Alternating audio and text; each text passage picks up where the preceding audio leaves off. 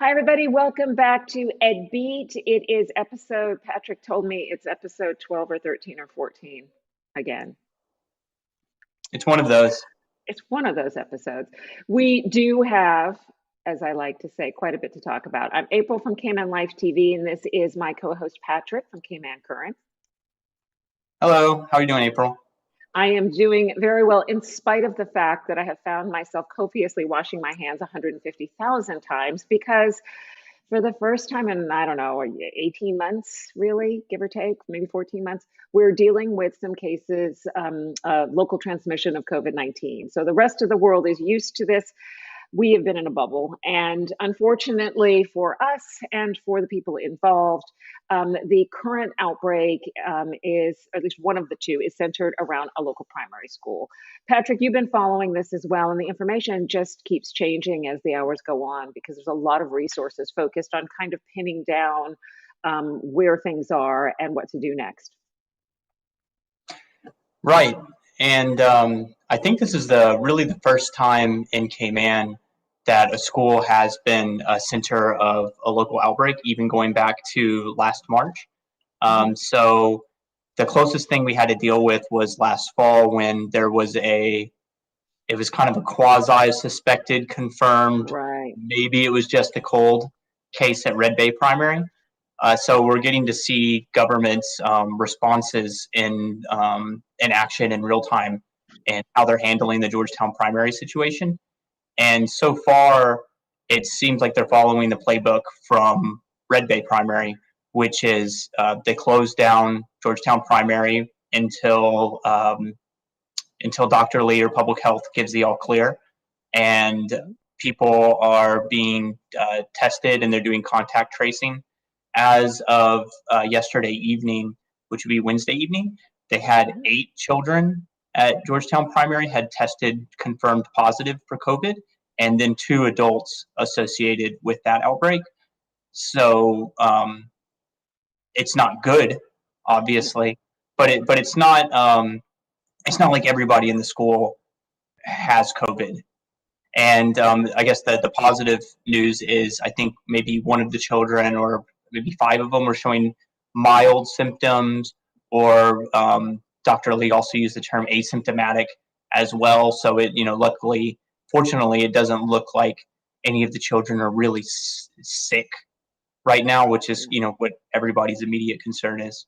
Of course, yeah. And, as the days go on here, we will, learn more, essentially. There've been a lot of, as I alluded to, a lot of resources working on testing because we're talking about not just the students, of course, but their families as well. So it's a bit of a tense time on that front. I'm sure we did get some reports of folks who needed to be reminded that you have to stay home until you are told by public health that it's okay to leave. But I know it's been hard for folks. And of course, there's that spillover effect too, right? So parents staying home from school who traditionally would have been at work has to adapt, they have to adapt. And in an interesting way, that sort of leads us to our guest today, interestingly enough. This was a coincidence. We're going to be talking about homeschooling. And I want to bring in Kathleen Spencer right now. Patrick, if that's okay with you. Yes, of course. Hi, guys. That was to stall and give me time to find the right button, You didn't actually wait for me to say yes. I did not. Kathleen, welcome. It's so good to have you. Thank you. It's good to be here. So we have so much stuff we could be talking about, but I think it's a good idea to kind of start with the basics first. Tell us a little bit about you for those who don't know you and about Homeschool Cayman. Let's start there. Sure. Well, this year is my 12th year homeschooling. I have 4 children that I homeschool. None of them have ever been to a public or a private school. In fact, we've homeschooled since the very beginning. So I have a student in grade 11, grade 9, grade 4, and grade 2. And when we first started homeschooling, people would ask, "What school are your kids going to?" And I would kind of say, "Well, we're homeschooling." I mean, it was before homeschooling was more widely accepted here. And I remember, back then there would be maybe 5 or 10 families who would get together on the island for the kids to all play together. And a Facebook then was eventually created, which has grown since. And it was just a few years ago, after many, many, many conversations with people asking, the same questions about what's homeschooling like, what are the requirements in Cayman, how do we go about doing this, that I thought, well, wouldn't it be nice if everything was all in one place where you can just go online and, find many of the answers to your questions. So it was actually just a few months before the first lockdown with COVID. So it was fortuitous timing, I think, that I launched the website Homeschool Cayman. And it's a comprehensive website and it's kept up to date. So all of the requirements, all of the there's lists of different curriculum to use. There's guidelines for writing reports. There's a frequently asked questions section. And there's also listed on there the opportunities that we homeschoolers have around the island to participate in different events. So that's kind of how that came about. And, since then I've been contacted by people all over the world who are looking to move to Cayman or even in Cayman and wanting to know how to go about doing this homeschool thing. I still am stuck back at, 4 kids, and they were different ages, and that was definitely had to be challenging in the beginning. Imagine if you had this resource at hand at the time. By the way, the website is homeschoolcayman.ky, and I popped it up on the screen for a second for folks to take a look. And Kathleen's not exaggerating. It's very clear, and there's sections with information you need to know, frequently asked questions. I didn't check out the blog yet, Kathleen, but I will, because I have high hopes for this matter. Yeah. Well, all right. I've eliminated the website. Patrick has returned to us. We had a little internet flip there. So tell us what some of the pros and cons are. And Patrick, as usual, you can jump in anytime. Well, maybe would it help if I started talking about a little bit of the different ways that people are homeschooling on the island too, because some of the pros and cons come from the way that we go about this. Would that be okay? That you have our permission to lead the conversation. We're here to learn, right? Yeah. Well, plus homeschooling is now super cool, right? Yeah. Well, it has definitely gained popularity for sure. So the beauty of homeschooling is that the options are endless in what you can do homeschooling. It seems here in Cayman, there's 4 main categories that homeschoolers fall into. There's either everything is done in-house, where the parent is the teacher, parent chooses the curriculum, teaches the curriculum, gets the grade book, makes sure that the students are doing what they're supposed to be doing, and then submits the grade reports. The second way is where the parent seems to be the facilitator, and the student is enrolled in an online program where they either are in live classes online or they're watching lectures, and then they have like an advisor that they can email and communicate with if they have issues. And all the grading is then done by whatever the curriculum is that they're using online. The third way is some parents will hire tutors just for specific subjects, maybe language arts or maybe math, something that the parent doesn't feel as comfortable teaching, and then the parent will do the rest in-house.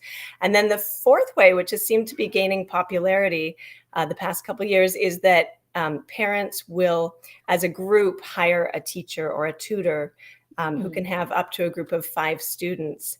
And, mixed ages, mixed grades, but then that teacher will facilitate all the learning and make sure that, everything happens the way it's supposed to be happening. So those seem to be kind of the mix of ways that people are homeschooling.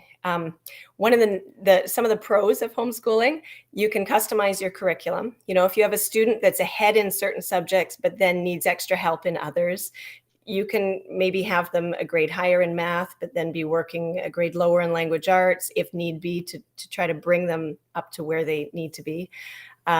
You can choose subjects that might not necessarily be available in schools.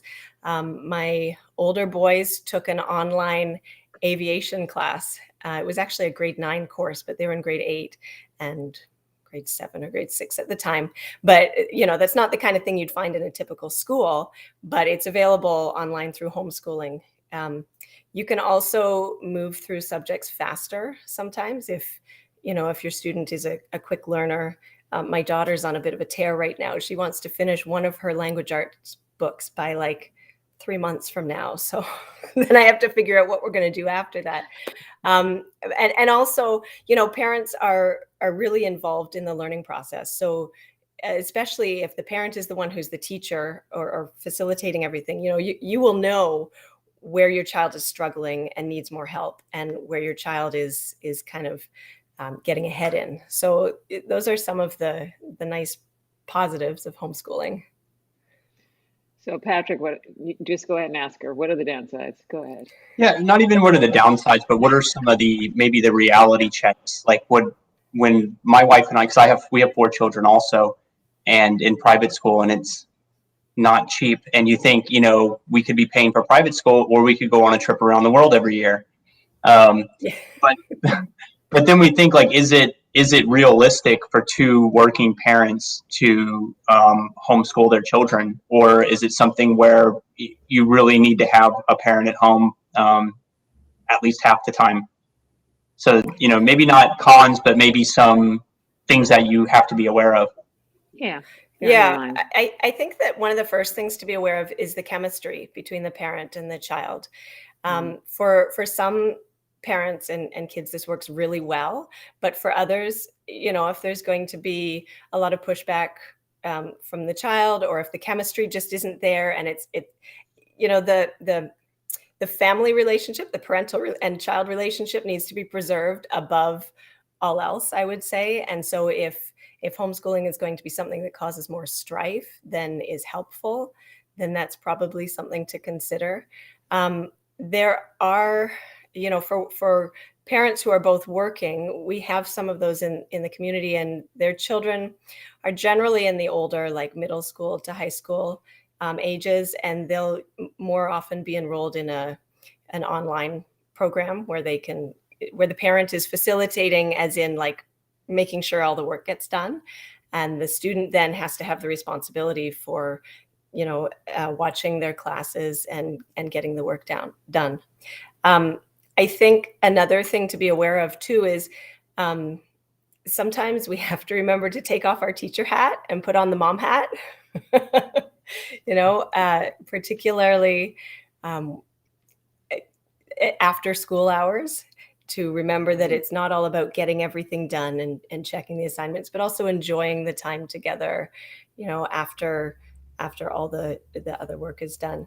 And the other thing I would say is, because there's this myth that seems to go around about homeschoolers that that we're lacking socialization with our kids, right? And I would challenge that, and with a couple of reasons. I mean, first of all, not all socialization that goes on at school is necessarily good. There are a lot of behaviors that I don't want my kids picking up. But also there are a lot of opportunities to be involved with other kids, both through our homeschool community, as well as, maybe through church, or maybe through sports, or through dance, or through other extracurricular activities. But particularly, with 4 kids, we have all kinds of stuff going around at our house all the time going on.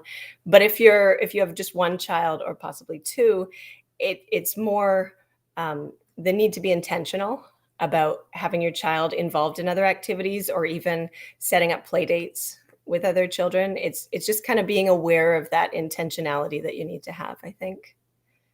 So it may not be the best fit for all families, but for those Absolutely. who it does make sense for, or some combination thereof. I imagine that the support of an association or a group of other, people who are going through the same experience is very valuable.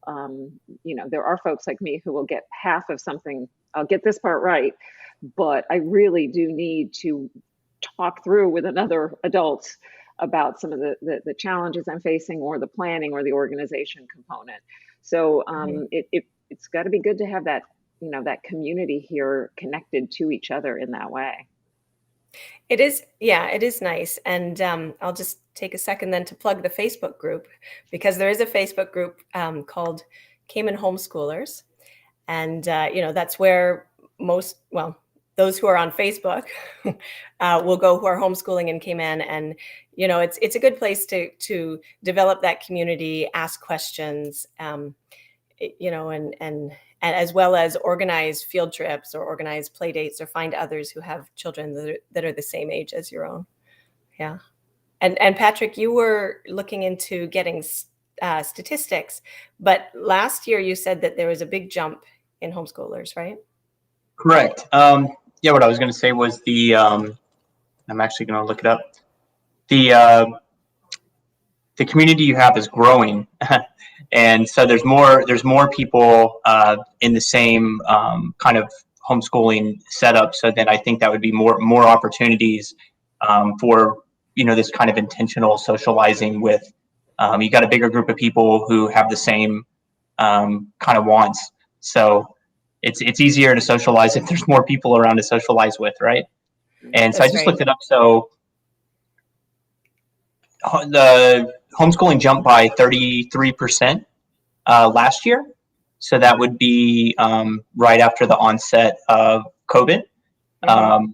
And I think this year it should jump again, is based on what I'm hearing anecdotally.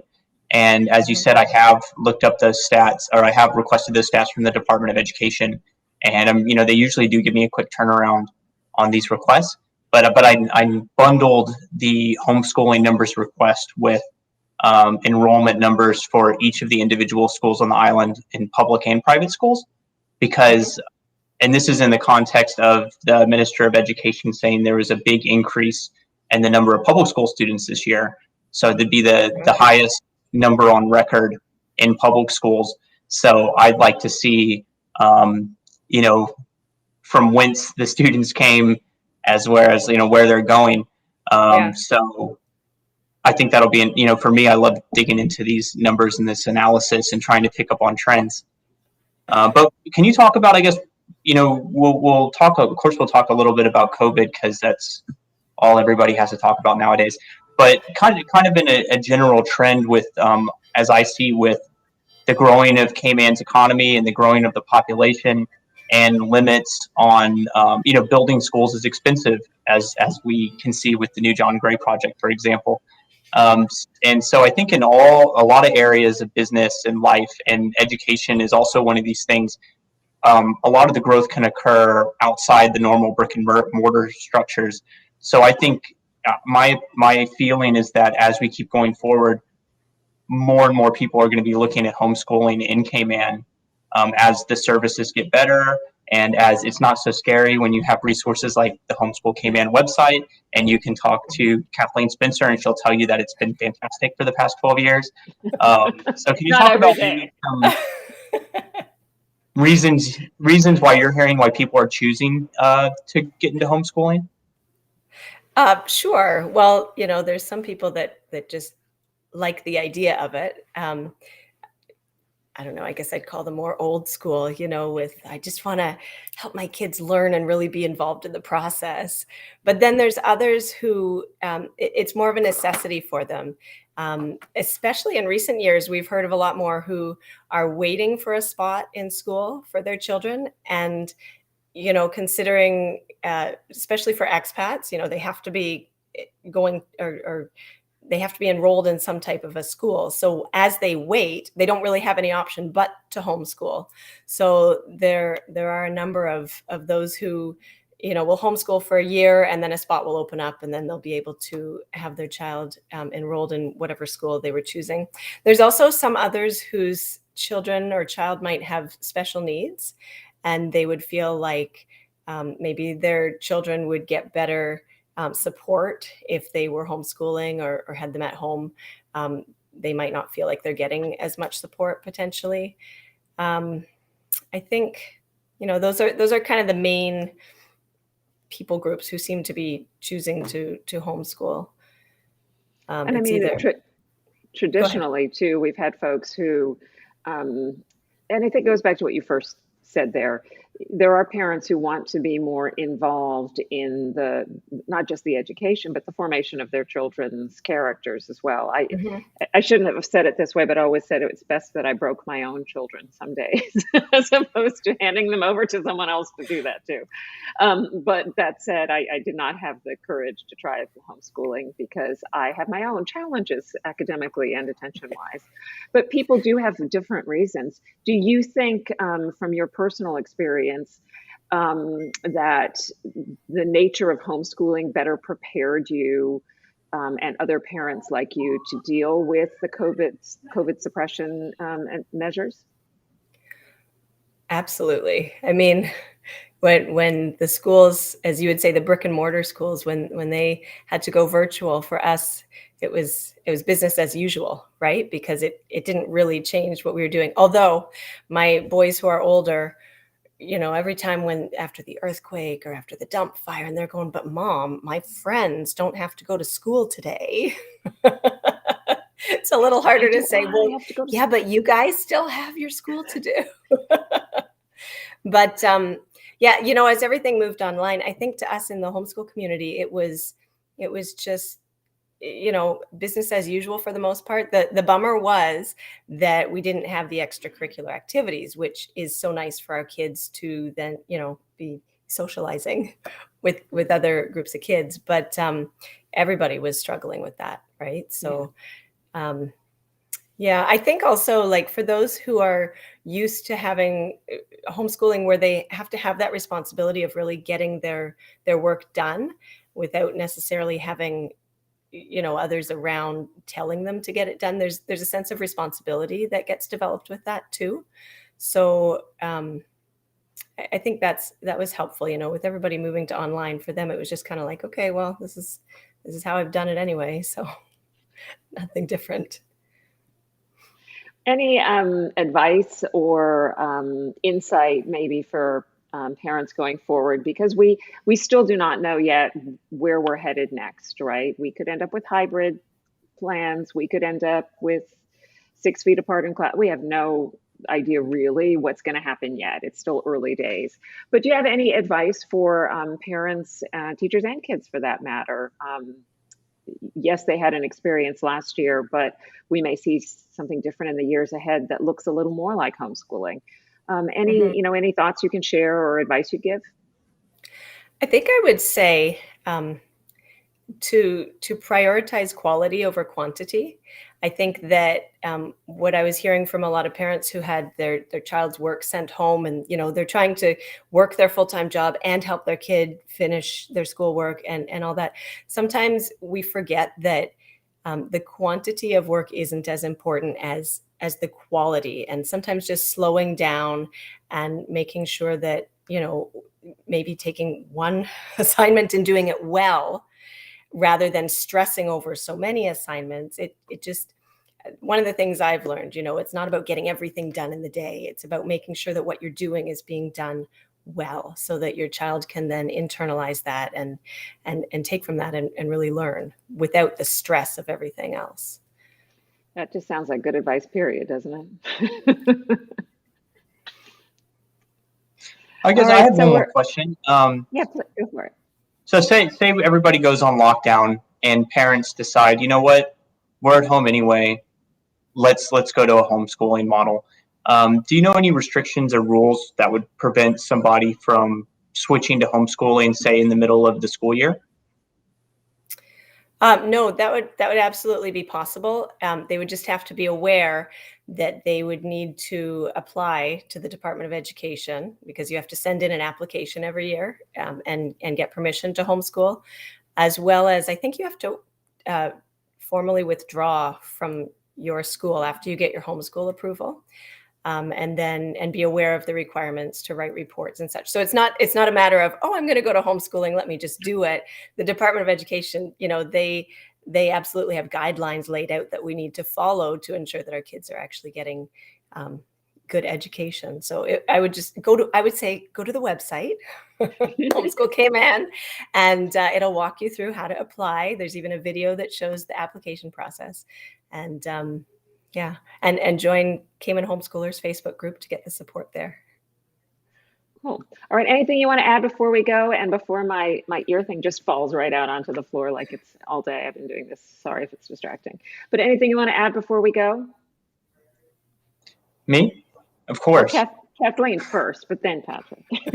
No, I'm good. I'm good. Thanks so much for coming on. We really appreciate it. We hope we can have you back again and talk more. Maybe I'm just interested as a plain old parent, how you managed the process, how you learned, how you learned to homeschool. I think that's pretty impressive. So hopefully we'll hear from you again soon. Thank you. Thanks for having me. Thank you. Patrick, this is like, I'm like a little old lady with the buttons. I click slowly. All right, so I've still got you. Your internet might be dipping out a little bit, so I'm stalling for the little signal to get, there, it's better now. Okay, so, all right, so go ahead, Patrick, sorry. Yeah, so I guess I like to think of homeschooling as the new normal before it was cool. And, I really, really very glad that Kathleen came on our program today to talk, because as I like to think, we all got a little taste of it last year during lockdown, in terms of parents having to become teachers, or kind of sort of getting a little taste of what teachers have to deal with every day with our children. Yeah. So it's nice to see. It's nice to talk to somebody who actually seems to enjoy it and is doing it well. Yeah. Well, she's got some pretty smart kids too. That doesn't hurt. All right. We're going to wrap things up. Don't forget to check out caymancurrent.org, everyone. Are we .org? Well, I got one more thing. Okay, as I tried to wrap you up too early. Yes, one more thing on COVID, and that's I have gotten a look at the guidance that the Ministry of Education sent to schools, and there's not a lot new in there, and they basically have left all the decisions as far as the big thing I'm looking out for is mandatory mask wearing, which is something that the Premier talked about. But in the guidance to schools, officially the ministry says whatever public health officials say, that's what schools do. So everybody's got to wait till the cabinet guidelines come out, and public health will be making the call on these public health matters, right? Yeah. I suppose that's a safe way to do it. And I have looked at I did some research for once. I looked around really just to get a better understanding of the pros and cons of masks in the school environment and the impact that might have. And the one area that I had not really thought about was the impact on kids who are hearing impaired or who need to read lips. As part of the communication in the classroom and the learning. It didn't occur to me that would be a problem, like many people. And so there are a lot of other things like that they're going to need to think through, I think, as we go forth, depending on what happens next. So the internet has decided that Patrick is done talking to me. Let me try one more time. I think I got you. The internet. The internet stopped you from talking. Yeah. Oh, we had 2.5 more minutes left. You just pulled a wire. I just stopped it all. We lost Patrick. Well, let's wrap up. There is no more of that.